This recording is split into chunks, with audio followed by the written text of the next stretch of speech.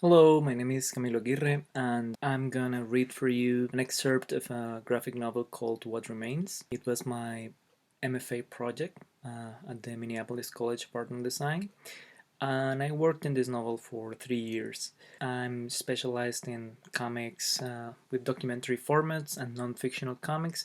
How can we address social research, but also anecdotes and personal stories through comics? So this is a project that involves all of that. It has testimonies from interviews.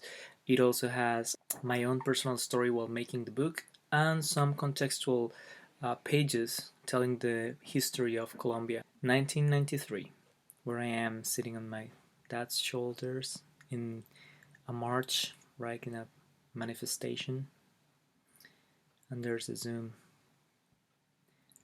Then in the next page it says Instituto Departamental de Bellas Artes, Art School, Cali, Colombia, 2006. The professor says, yes, but more than the concept of art, it's about two questions principally. He looks at the students while smoking a cigarette. Who am I, and where the hell am I standing? I look at him, I look at my notebook, and then it zooms out.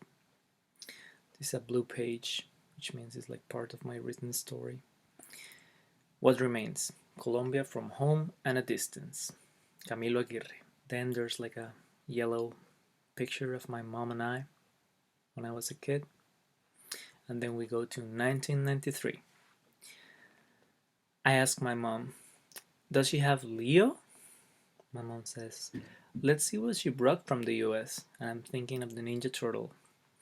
Um, Someone called Bocha says, hey Alba, glad to see you're here.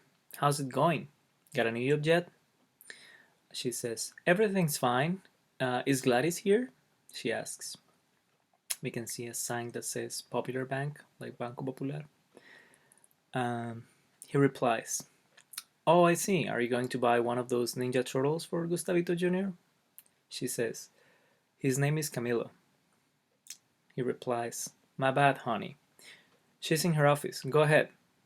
And hey, Camilo, your dad is the shit, says the guy, and I look at him. Then we go back to a blue page. The future, Bogota, 2018. Colombia's a mess, I say. Just look at the presidential elections. My dad says, yep. Do you think it will get better, Dad? Well, maybe. Who knows? It's all history. Feudalism lasted so many centuries, and who knows?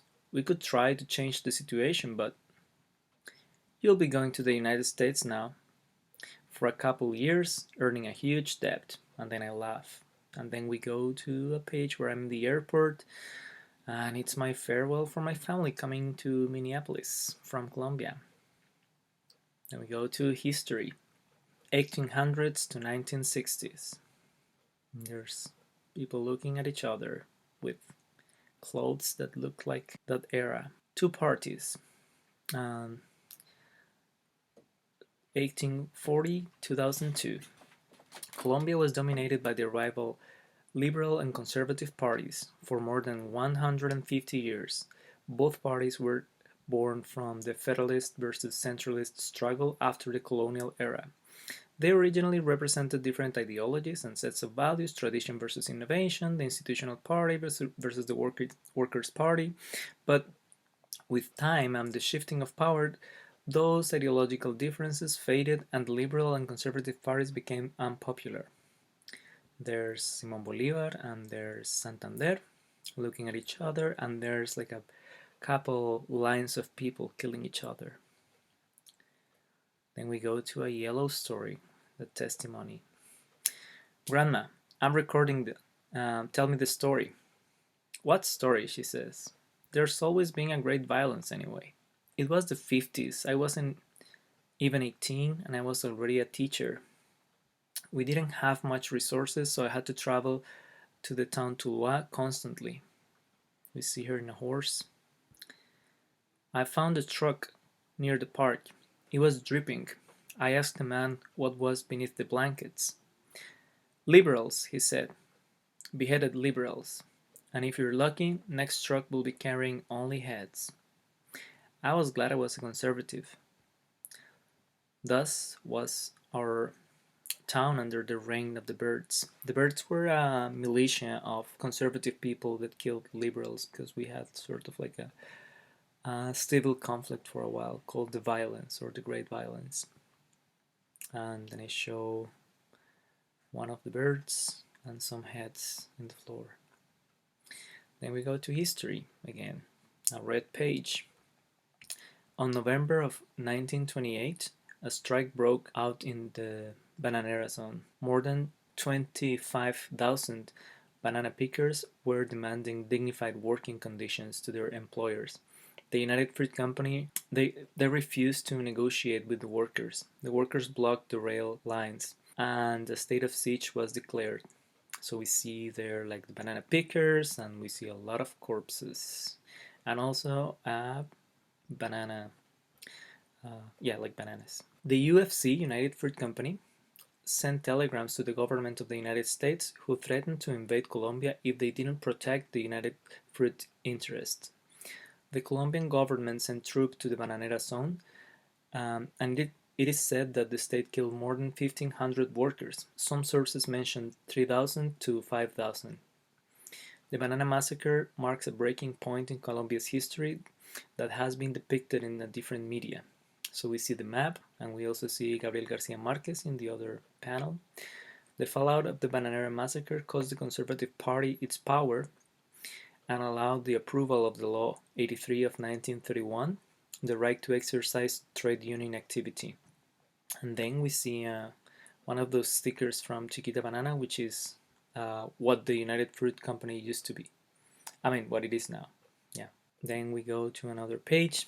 Lopez Pumarejo, 1934. With the election of the president, Alfonso Lopez, or Lopez Pumarejo, the liberals acceded power with the slogan "The Revolution" in March. In Lopez Pumarejo's government, hundreds of unions were legalized. The state supported the birth of the Confederation of Workers of Colombia, CTC, and in 1938, under the administration of Eduardo Santos, the unions weakened. He was also a liberal, and fewer were legalized. In 1942, Pumarejo returns to power, right? Lopez Pumarejo returns to power. On July 10, 1944, President Lopez was captured by a faction of the army. The official forces took action, and the CTC took to the streets in protest. The coup failed, and in 1945, the sixth law was enacted for the protection of unions. Darío Echandía replaced Lopez Pumarejo during the coup attempt, and Echandía was a long-standing career politician considered a scholar due to his love to classical philosophy. Lopez Pumarejo's labor minister was the liberal Jorge Eliezer Gaitán, a lawyer who denounced the Banana Massacre. In 1945, Lopez is forced to resign as president, and President Alberto Lleras, his opponent, was elected as president with the intention of crushing the unions. We go to the next page. That guy, Jorge Eliezer Gaitán, appears as a candidate for the presidency. His popularity among the masses was undeniable. People were tired of bipartisanship, of like having two parties, and wanted change that guaranteed their well-being. They see a light of hope in Gaitán. April 9, 1948. Gaitán is murdered. We go to the next page. The assassination of Gaitán had huge consequences for at least 20 years to come.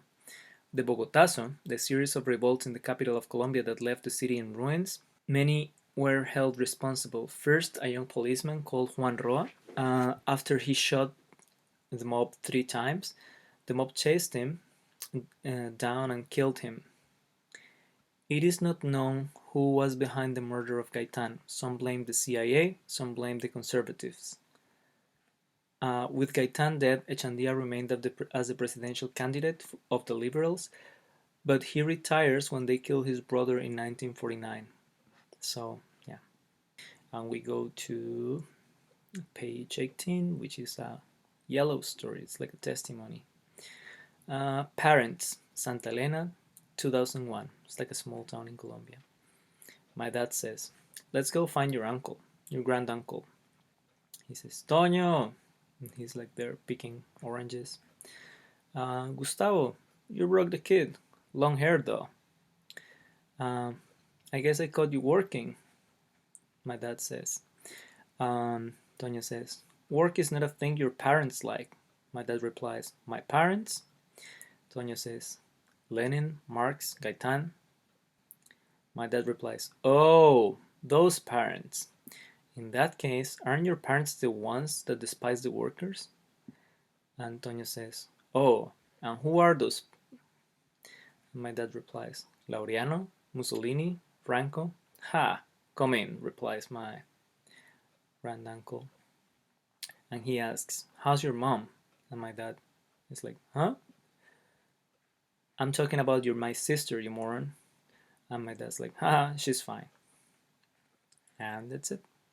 All right. Thank you very much. I hope you enjoyed this.